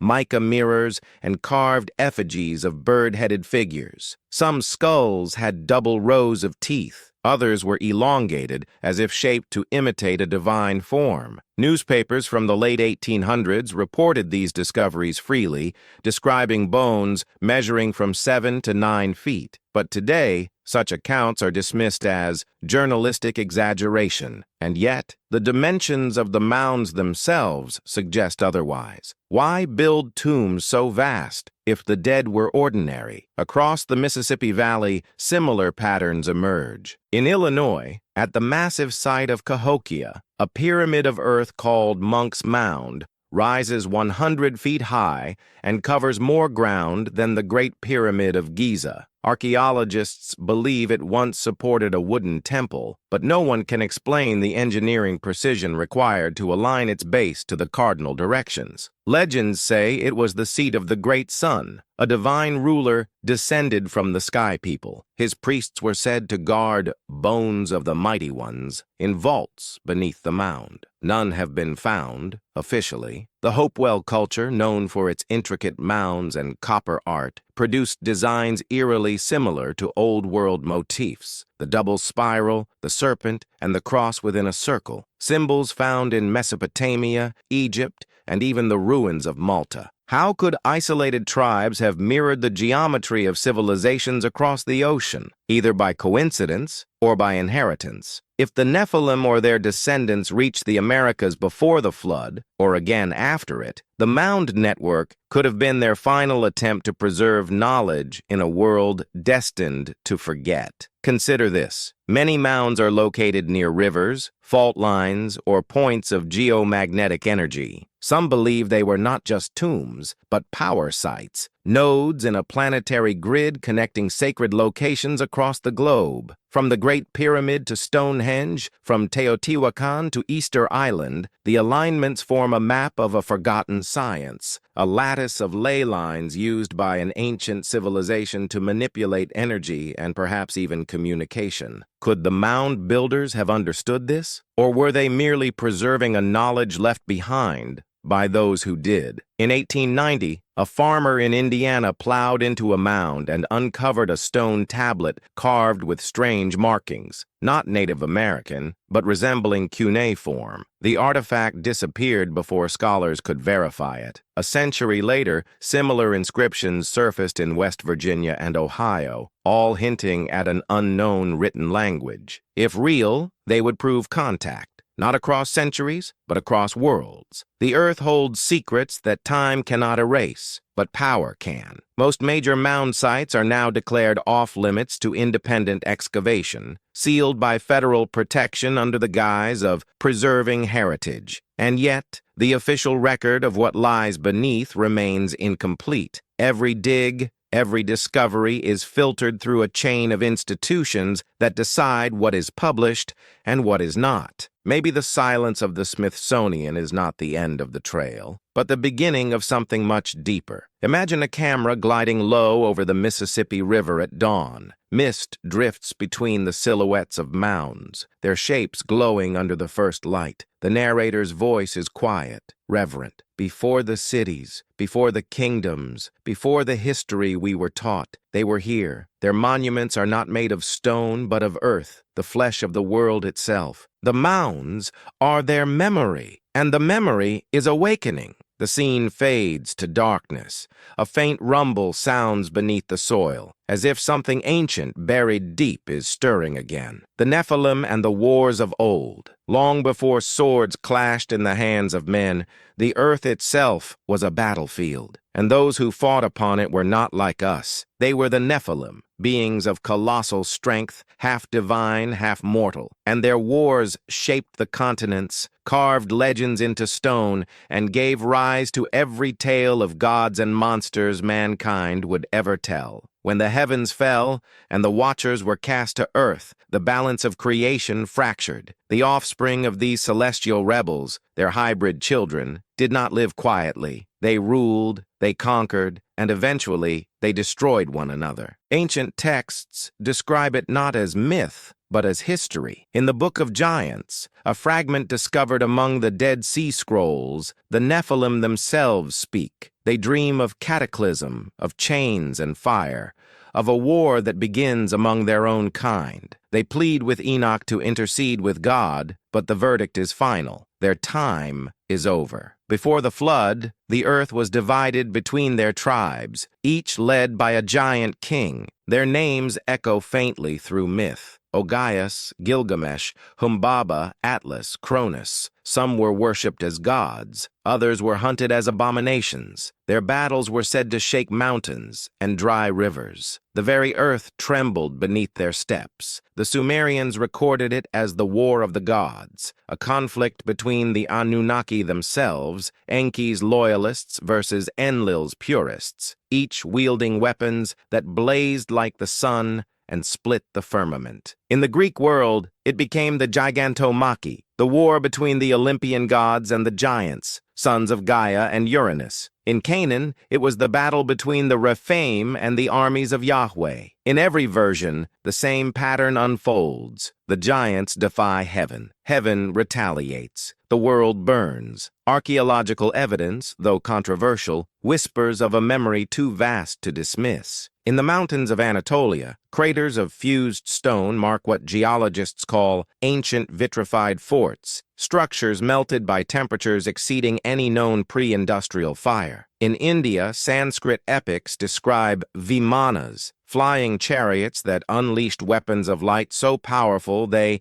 made the earth tremble like leaves in a storm. And in Mesopotamia, tablets speak of the weapons of the gods, whose brightness was like 10,000 suns. Were these poetic metaphors or descriptions of lost technology, remnants of a war between beings who once wielded the power of heaven itself? Even the Bible hints at this cosmic conflict. In Genesis 6, the Nephilim are called the mighty men of renown. But later, in Numbers and Deuteronomy, we find them again as enemies of Israel, entrenched in fortified cities. Og of Bashan, the last of the Rephaim, reigned from a city of iron walls. His bed, the text insists, was 9 cubits long, 13 feet. To modern ears, the detail sounds absurd. To ancient ones, it was proof. Joshua's armies fought entire nations described as giants of great stature. The Anakim, the Zamzumim, the Emim, names nearly erased by translation, but preserved in the Hebrew as terrible ones. These were not ordinary tribes. They were the lingering shadows of a pre-flood race, the final resistance of the giants against the new order of mankind. And the war was merciless. Arrows could not pierce their skin. Stones from slings shattered upon their foreheads. Legends say it took divine intervention, plagues, lightning, earthquakes, to end their reign. But not all were destroyed.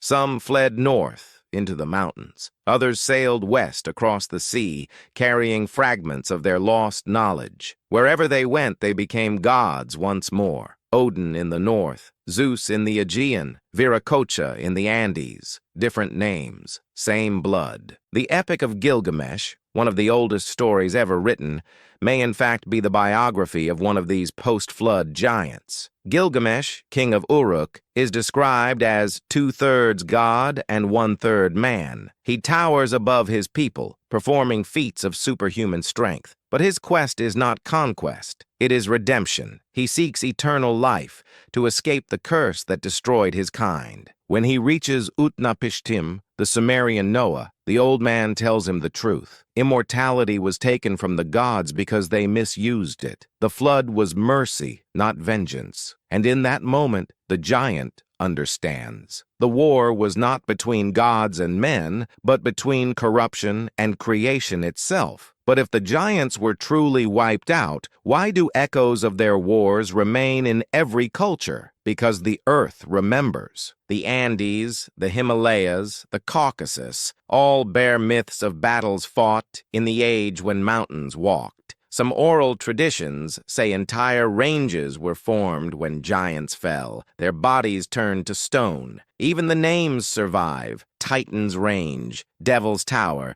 Sleeping Giant. These are not coincidences. They are fossils of memory, and perhaps their wars never truly ended. Because if the blood of the Nephilim survived, if their descendants lived on among men, then the battle simply changed form, no longer fought with fire and thunder, but with ideas, empires, and bloodlines. The same ancient rivalry between heaven and earth now wages itself in silence, in laboratories, governments, and secret orders that dream once more of creating life in their own image. Maybe we are not waiting for the return of the giants. Maybe they never left. The camera would fade through layers of earth, fossils, bones, ruins, then molten rock, as the narrator's voice echoes, "The first war was fought in heaven, the second upon the earth, the last will be fought within us." Thunder. Lightning flashes across the sky, revealing shadowy figures towering over burning cities, a memory of the age when gods and men fought as equals. The screen darkens. The giants of the north. When the world drowned, not every land perished beneath the sea. Far to the north, beyond the reach of the floodwaters,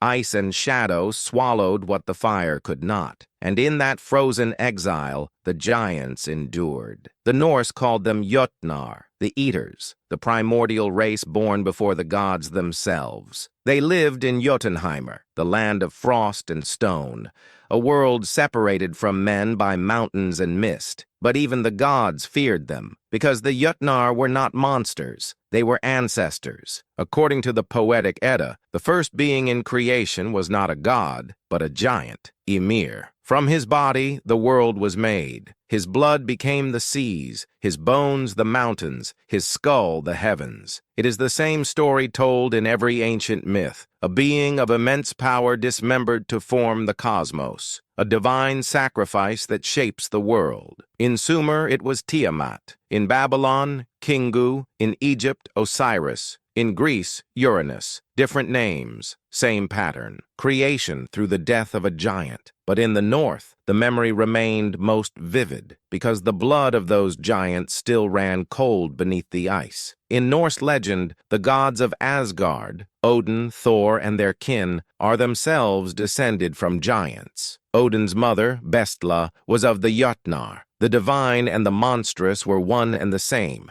But when Odin and his brothers slew Ymir to shape the world, they also sowed the seeds of vengeance. The surviving giants retreated to the edges of existence, vowing that one day they would return and reclaim the earth that had been built from their father's corpse. That day would come to be known as Ragnarok, the twilight of the gods. It is easy to read these myths as poetic metaphors for the changing of ages, ice and fire, creation and destruction. But what if they preserve something more literal? What if, after the flood, a remnant of the Nephilim fled northward, seeking refuge in the frozen lands that the waters could not reach? There, cut off from the rest of the world, they degenerated or adapted into new forms, taller, stronger, pale as snow, their eyes reflecting the aurora like mirrors. To early tribes, they would have seemed like beings of another world, and so they became gods, or demons, or both. The Celtic myths of Ireland and Scotland echo the same story. Before men came to the Isles,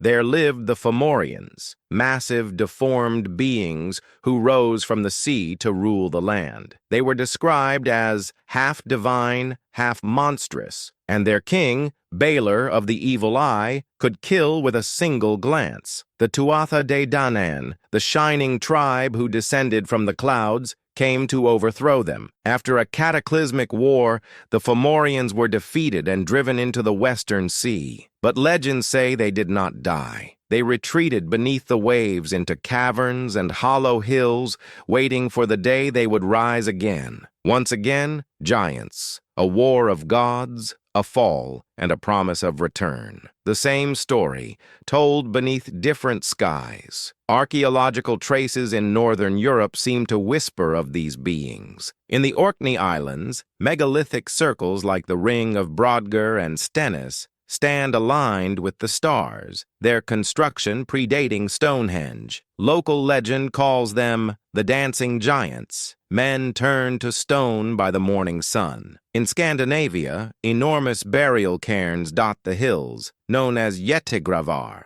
graves of the giants. And in Finland, colossal stone walls stretch across ridges, their purpose unknown. The people call them Heidenlinna, castles of the giants. Coincidence? Or monuments to a race remembered not in flesh but in legend? When Norse explorers reached Greenland and Vinland, North America, their sagas spoke of encounters with Skraelings, native peoples they described as smaller than themselves, but fierce. Yet some passages suggest they met others too, beings of immense height who hurled stones with terrifying strength. To the Vikings, these were Jötnar reborn, proof that the blood of the giants still roamed beyond the edge of the known world. Even in Icelandic lore, the line between human and giant blurs. Entire families claimed descent from the Jötnar. Some clans bore unusual traits, unusual height, pale skin, red hair, and called themselves children of the frost. Was this mere mythology or memory encoded in genealogy? The cold north preserved what the sunken empires lost. While Egypt and Sumer turned to dust,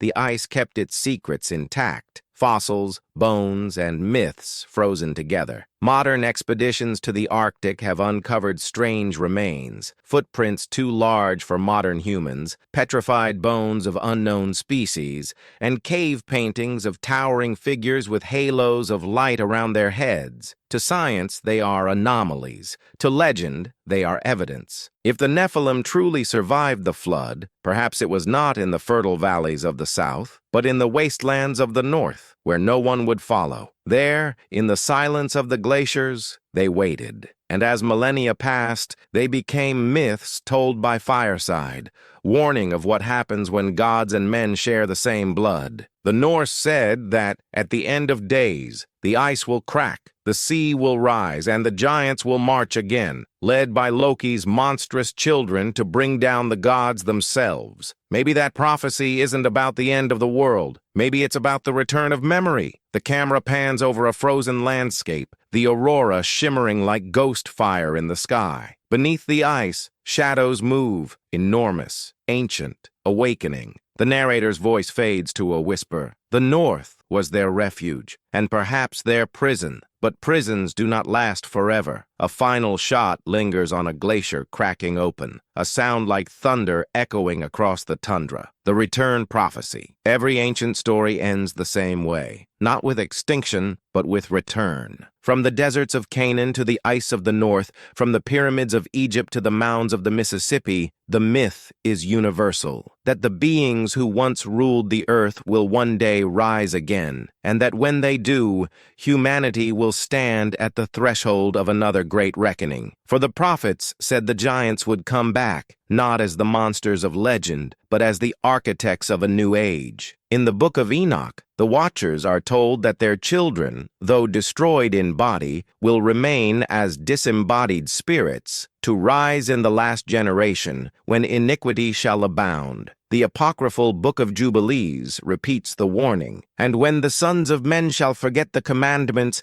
the spirits of the giants will begin to afflict them. Even the Book of Revelation describes a world filled with hybrid powers, beasts that emerge from the earth and the sea, combining the forms of man, animal, and machine. To the ancients, these were prophecies. To us, they sound like technology. Across religions and mythologies, the pattern is identical. The Mayans spoke of Baktun 13, the return of the Lords of Light. The Hindus foretold the Kalki Yuga, an era when gods and men merge again. The Hopi tribes of North America speak of the fifth world, when the Star Brothers will descend to renew the earth. And in Norse prophecy, Ragnarok ends not with oblivion, but rebirth, a new world emerging from the ashes, ruled by those who survived the twilight of the gods. Different voices, same warning. The cycle begins again. But what if the return of the Nephilim is not about flesh and bone at all? What if it's about code, the reawakening of the same ancient impulse that caused their fall? The Watchers were punished for crossing the boundary between heaven and earth. Today, humanity crosses that same line,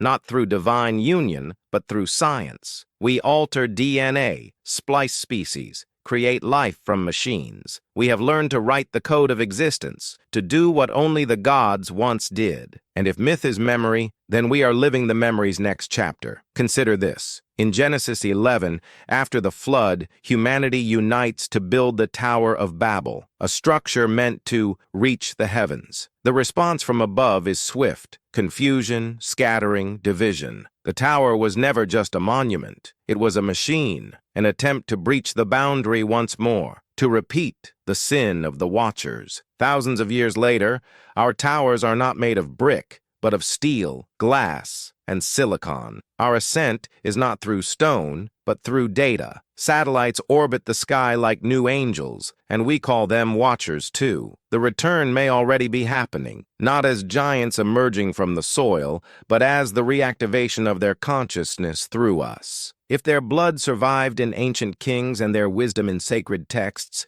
then their influence may be reawakening now, guiding our technology, our science, our ambition to transcend. Artificial intelligence, genetic engineering, transhumanism, all echo the same desire: to merge heaven and earth, flesh and divinity. It is the same story told from the dawn of time, now rewritten in circuits and genes. Perhaps the new Nephilim will not be born, they will be made. Modern prophecy mirrors the old. In the Dead Sea Scrolls, one fragment describes a last war between the sons of light and the sons of darkness. In the Book of Daniel, a vision speaks of a kingdom partly strong and partly brittle. They shall mingle themselves with the seed of men, but shall not cleave one to another. What does that mean? Scholars have puzzled over it for centuries. But the phrase mingle themselves with the seed of men sounds eerily biological, as if describing genetic manipulation, hybridization,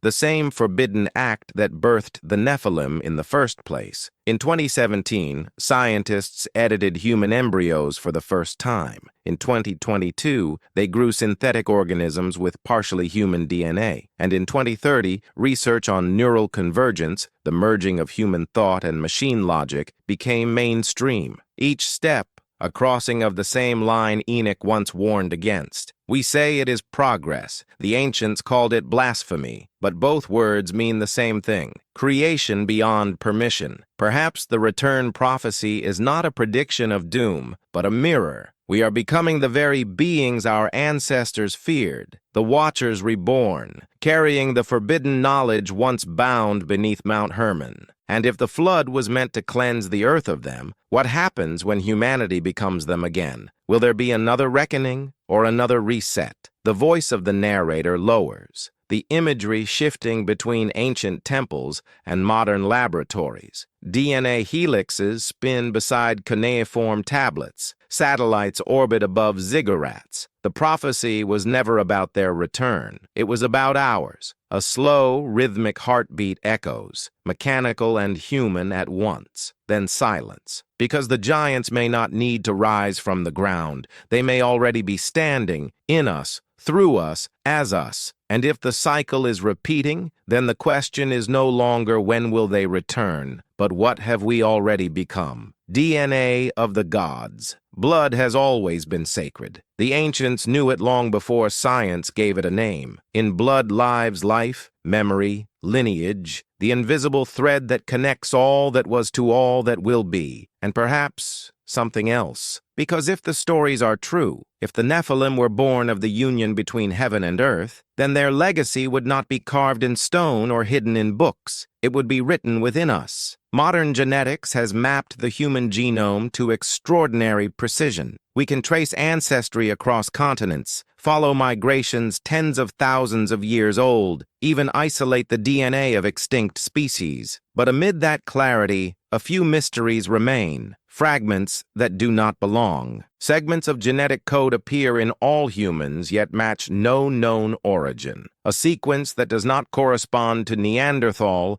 Denisovan, or any identified hominid. Some scientists call it the ghost lineage. Others, more quietly, call it the anomaly. What if that anomaly is not a remnant of Earth at all, but of something else? In 2010, geneticists discovered that roughly 2% of human DNA comes from Neanderthals, interbreeding that occurred tens of thousands of years ago. But a far smaller, more mysterious percentage, less than 0.1%, has no known explanation. It is ancient, yet out of place. A genetic fingerprint that predates the migrations of Homo sapiens. Some researchers suggest it may belong to an unknown hominin. Others argue it could be contamination, coincidence, or computational error. But what if it's none of those? What if it is the last whisper of the Watchers, a strand of divine code, dormant but indestructible, carried through the flood and passed through generations? The Bible says that Noah was perfect in his generations. The Hebrew word tamim means pure without blemish, often used for sacrificial animals untainted by foreign blood. Could this phrase refer not to moral perfection, but genetic purity, an uncorrupted lineage spared from the hybridization of the Nephilim? If so,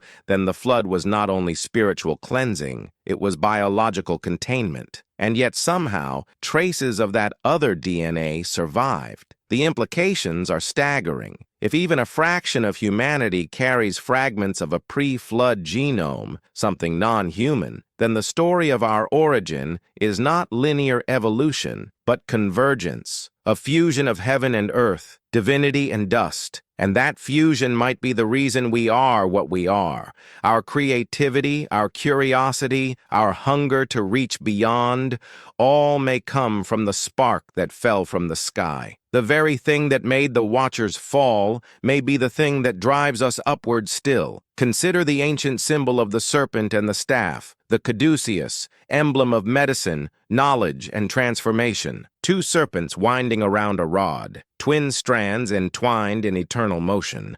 Thousands of years before the discovery of DNA, this was the symbol of healing, wisdom, and divine power. Coincidence? Or did the ancients remember, in symbol and myth, the structure of life itself? Were they preserving a memory of a genetic code they could no longer explain, only venerate? Modern science continues to uncover anomalies that echo those ancient intuitions. In 2013, a team studying mitochondrial DNA, the maternal lineage, found that a subset of the global population carries genetic markers not shared with any known ancestor. In 2018, researchers discovered that some segments of human DNA appear to have foreign origins that cannot be traced to earthly evolution. And in 2021, a controversial paper suggested that human chromosome 2, the fusion of two ancestral ape chromosomes, occurred through an event that remains biologically impossible by natural processes. It was as if someone, or something, had edited the genome intentionally. In Mesopotamia, the Sumerian tablets describe the god Enki creating mankind from clay, mixed with the blood of the gods. In Egypt, Thoth and Isis were said to fashion man from divine essence. In Mesoamerica, Quetzalcoatl shaped humans from the bones of the underworld, mixed with his own blood. Every myth repeats the same formula. Creation through genetic infusion. Science calls it manipulation. Myth calls it genesis. Perhaps they are the same. Even our blood types carry mystery. The Rh negative factor, found in less than 15% of humans, remains one of biology's unsolved riddles. It lacks a genetic connection to any known primate. When an Rh negative mother conceives an Rh positive child, her body treats the fetus as foreign, as if the blood itself recognizes a difference deeper than species. Why does this incompatibility exist at all, unless two distinct lineages once converged? And if so, whose blood are we really carrying? In the esoteric traditions of the ancients, the children of the gods were not remembered for their strength, but for their knowledge, the knowing of things beyond mortal reach. That knowledge, passed through blood and memory, might be what we call intuition, the sudden flash of insight that feels older than thought. Maybe genius itself is the echo of a forbidden inheritance. Imagine a shot of a human cell dividing, its nucleus glowing like a tiny sun, DNA spiraling outward in luminous waves. As the narrator speaks, ancient symbols dissolve into molecular diagrams, the caduceus morphing into a double helix. The blood remembers. It carries the voices of gods and men alike, bound together, waiting for the day when both will awaken. The heartbeat returns, steady, resonant, both human and cosmic. For the story of the Nephilim may not be written in history books, it may be written in us. The archaeology of silence. The past is not lost. It is hidden. Every civilization buries its dead, and with them, its secrets. But what if the greatest secret ever buried was not under sand or stone, but under bureaucracy, denial, and fear? Archaeology, once born from wonder, has become a gatekeeper of memory, and what it chooses to reveal or conceal shapes the story of who we believe we are. For centuries, explorers and researchers have stumbled upon anomalies that don't fit the accepted timeline of human history. Giant tools in Nevada,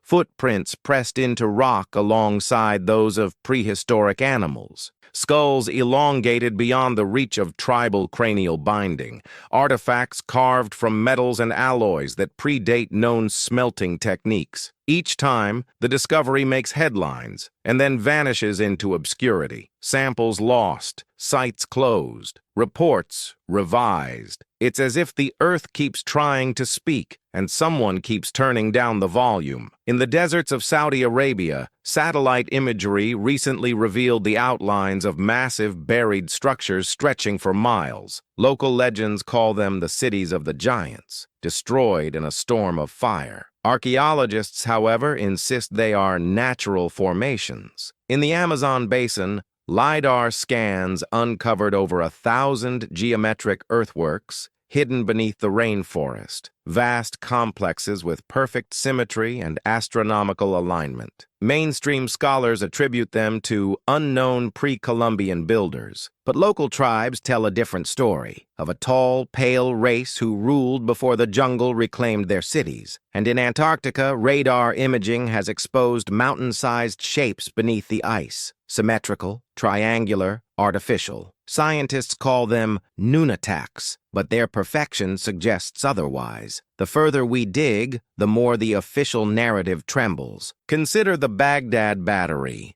an ancient clay jar found in Iraq, capable of generating an electric charge when filled with acid, or the Antikythera mechanism, a bronze device from Greece, a 2,000-year-old analog computer that maps the movements of the heavens with clockwork precision. Both are technological anomalies that appeared centuries before their time. If such devices were remnants of the pre-flood world, fragments of the Nephilim's forgotten science, then humanity has not invented progress. It has remembered it. Throughout history, there are hints of deliberate suppression. In the 1800s, reports of giant skeletons were systematically removed from university archives. In the 1900s, museums quietly reclassified elongated skulls as cultural deformations. And in the 21st century, dig sites with unusual artifacts have been sealed under heritage protection laws, off limits to independent researchers. When people ask why, they're told, to preserve the past. But what if the real purpose is to preserve the story? Even in modern times, whispers persist. Archaeologists in the Middle East have spoken off-record of discovering tombs containing beings twice human size, their bones crystalline,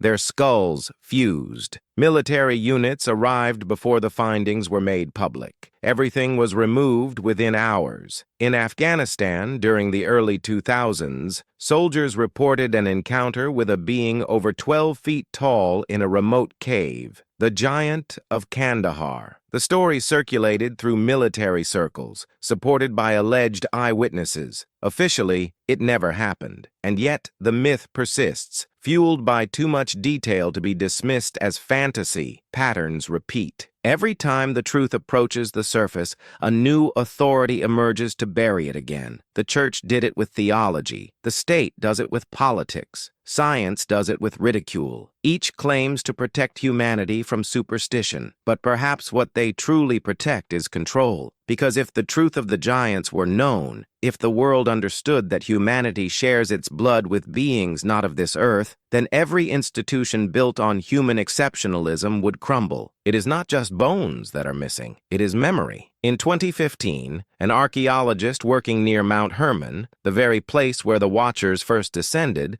reported finding inscriptions older than Sumerian cuneiform. Weeks later, the site was closed for safety. The artifacts disappeared. Funding was cut. She left the field and never spoke publicly again. Whistleblowers claim that archives of anomalous artifacts are held by private foundations and defense contractors, not museums. Objects that defy known material science, metals that resist corrosion, relics emitting measurable radiation, all stored under classified access. We call it secrecy. The ancients would have called it curse. Even our education system is designed to silence the extraordinary. Children are taught that pyramids were built with ropes and slaves, that history began in Mesopotamia, and that myth is imagination. They are told the past is a straight line, not a circle, because a circular past, one of cycles, destructions, and rebirths, implies that we are not at the summit of civilization, but merely another rise before another fall, and that terrifies those who hold the present. Imagine a camera descending into the dark, a basement filled with crates, artifacts, and fragments of tablets covered in unreadable symbols. Dust hangs in the air like ash. A voice whispers over the hum of fluorescent light. The greatest lie is not that we have forgotten our history. It is that someone has chosen for us which history to remember. A single artifact glows under the camera's light. A fragment of clay showing two figures, one human, one towering above, touching his forehead as if to awaken him. The screen fades, a heartbeat, slow, echoing, then silence. Because archaeology is not only the study of what is buried, it is the art of deciding what stays buried, and under the weight of silence, the giants still sleep.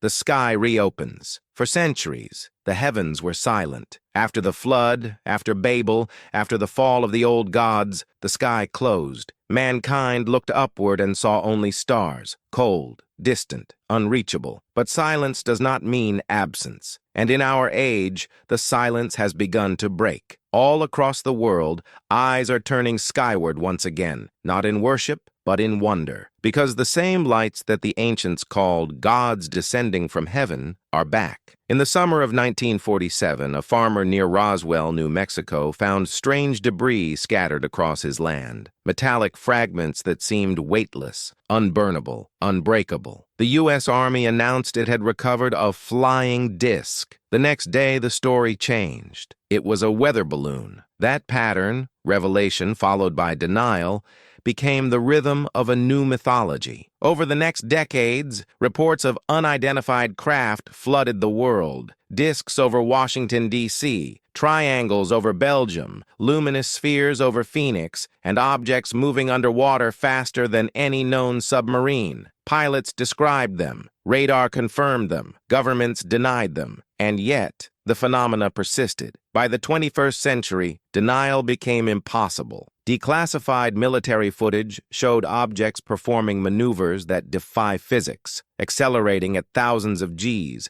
turning without inertia, vanishing at impossible speed. No wings, no heat signature, no explanation. The Pentagon called them UAPs, unidentified aerial phenomena, a new name for an old reality. In 2023, congressional hearings confirmed that non-human biologics had been recovered from crash sites. Officials spoke carefully, but the message was clear. We are not alone. We have never been alone. But what if these visitors are not coming from the stars, but back from the places they once ruled? For in every ancient myth, the gods departed with the promise to return in the last age. The Sumerians said the Anunnaki ascended to the heavens, leaving kingship to mankind until their next descent. The Egyptians said the gods sailed away on the solar boat, vowing to return when the earth was ready. The Mayans carved it in stone. The lords of the sky will come again. And now the sky is opening, just as it did before the flood. In modern encounters, witnesses describe beings tall, radiant, and terrible. Not little gray visitors,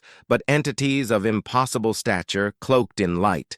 Their presence accompanied by paralysis, awe, and fear. In old language, these were angels. In new language, they are extraterrestrials. Different words for the same experience, the same watchers. Even the locations repeat. Mount Hermon, where the watchers first descended, remains an epicenter of strange lights. In the Peruvian highlands, over ancient megaliths, pilots report luminous objects appearing out of storms. And in the deserts of the Middle East, the same lands where Enoch once walked, cameras capture glowing spheres rising from the sands, as if the earth itself were releasing its forgotten children. Are these beings returning, or have they never left? Some theorists suggest the Nephilim never truly died. When their bodies perished, their essence, energy, consciousness, or something beyond, retreated to another dimension, waiting for a gateway to reopen. Modern physics calls such gateways wormholes. Ancient texts call them portals. In Enoch's visions, the heavens were opened, and he was shown windows of the sky through which the stars descend. Today, we speak of quantum tunnels and multidimensional travel. Different words, same meaning. The sky is not empty. It is layered. And perhaps we have begun to tear those layers open again. Nuclear detonations, deep space radar, particle accelerators, all release energies never before present on Earth since the days of the flood. Could our science be calling them back?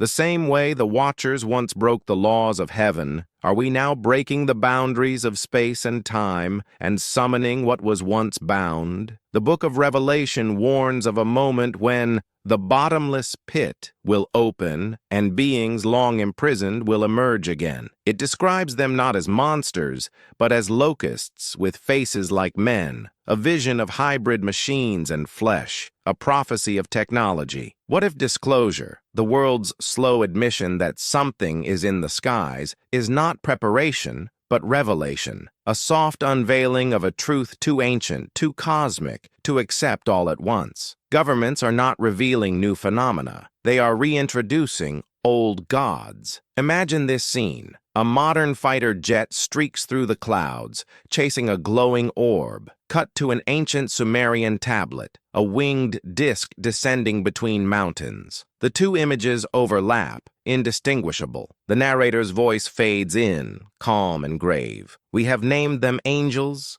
demons, gods, and aliens, but they have always been the same watchers, returning to observe the children they left behind. The screen fills with stars, then one star moves, deliberately, intelligently, breaking formation as if noticing us. The sky has reopened. The watchers are watching again, and once more, humanity stands on the edge of a great decision, to ascend or to fall. Transition to Block 19, the Age of Revelation, because now, the forgotten truths of the giants are not myths or secrets. They are becoming knowledge, and knowledge demands reckoning. The Age of Revelation. The sky is awake, the earth is stirring, and for the first time in thousands of years, mankind is beginning to remember. Revelation is not coming. It has already begun. We live in the age that the prophets saw from afar, a time when the hidden things of the world rise to the surface, when the forbidden knowledge of the past returns disguised as discovery, and when the blood of the gods speaks again.